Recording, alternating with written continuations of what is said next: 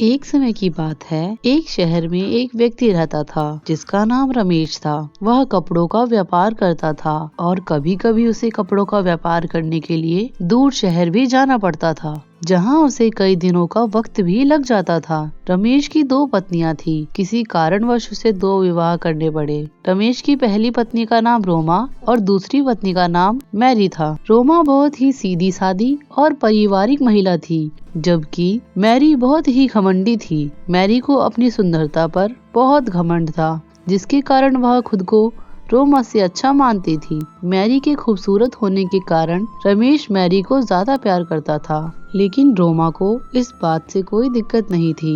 रमेश का झुकाव मैरी की तरफ होने के कारण मैरी रोमा पर हमेशा हुक्म चलाया करती थी। फिर एक बार रमेश को व्यापार के सिलसिले में किसी दूसरे शहर जाना था। उसने अपनी प्रिय पत्नी मैरी को अपने पास बुलाया और कहा, मैं कुछ दिनों के लिए घर से बाहर जा रहा हूँ। तुम उस रोमा को मत बताना। यदि उसने सुबह मेरा रास्ता काट दिया तो मेरी पूरी यात्रा खराब हो जाएगी। और अगले दिन सुबह जब रोमा मंदिर गई थी, तब रमेश तैयार होकर शहर के लिए निकल गया। तभी थोड़ी देर बाद रोमा घर पर आई और उसने रमेश को घर न देखकर मैरी से पूछा, यह कहाँ गए हैं? मैरी ने गुस्से में जवाब दिया, तुझे उससे क्या मतलब? वह कहीं भी गए हो, कुछ दिनों में वापस आ जाएंगे। फिर रोमा ने अपनी पति की यात्रा के लिए भगवान से प्रार्थना की, अब जा, कुछ काम धंधा कर ले, घर का काम अभी बाकी है, जाकर झाड़ू पोछा लगा दे। रोमा जाकर घर का सारा काम कर देती है और फिर अपने कमरे में आराम करने लगती है।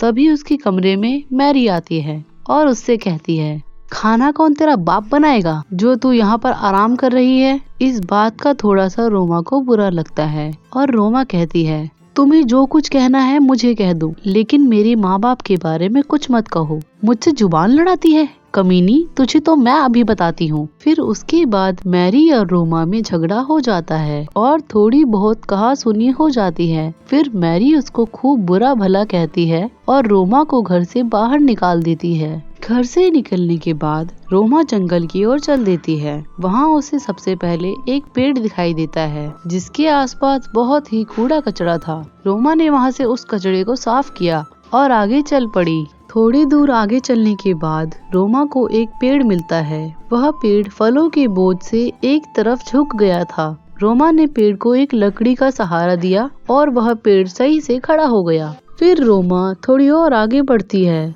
तो वहाँ पर एक सूखा पेड़ लगा होता है। सामने ही एक तालाब होता है। रोमा ने तालाब से पानी निकालकर पेड़ में डाला तो वह पेड़ हरियाली से खिल उठा और वह पेड़ कोई साधारण पेड़ नहीं था। उस पेड़ में से एक परी प्रकट हुई और परी ने रोमा से कहा, तुमने जंगल में जो जो कार्य किए हैं मैंने सभी देखे हैं और मैं तुमसे बहुत प्रसन्न हूँ। मैं तुम्हें कुछ वरदान देना चाहती हूँ, मांग लो, तुम्हें क्या वरदान चाहिए?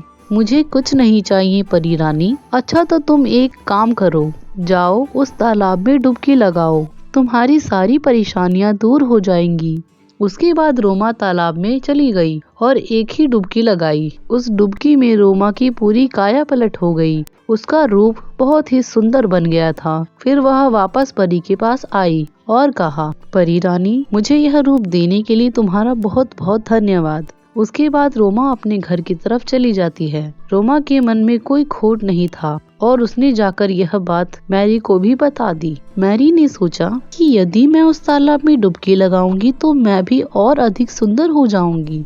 इस लालच में आकर वह जंगल में चली गई और उसे भी वही सब पेड़ मिले, लेकिन उसने किसी की भी सहायता नहीं की। वह चलती गई और उसने परी की बिना इजाजत ही तालाब में डुबकी लगा ली। लेकिन वह जब बाहर आई और पानी में अपना चेहरा देखा तो वह पूरी तरह से बेकार हो चुकी थी। उसका चेहरा पहले से अब बहुत बेकार लग रहा था और उसको उसके घमंड की सजा भी मिल गई थी। अब रमेश भी शहर से वापस घर लौट आया था और उसने जब रोमा को देखा तो वह चौंक गया और मैरी भी तभी घर पर पहुंच गई। आज रोमा सुंदर लग रही थी और मैरी बहुत बेकार लग रही थी, इसलिए रमेश ने मैरी को घर से बाहर निकाल दिया और रोमा के साथ खुशी खुशी रहने लगा। अगर आपको ये वीडियो अच्छी लगी तो लाइक करें और हमारी आगे की कहानियों को देखने के लिए हमारे चैनल को सब्सक्राइब भी कर ले। और हाँ दोस्तों, कमेंट करना ना भूलें।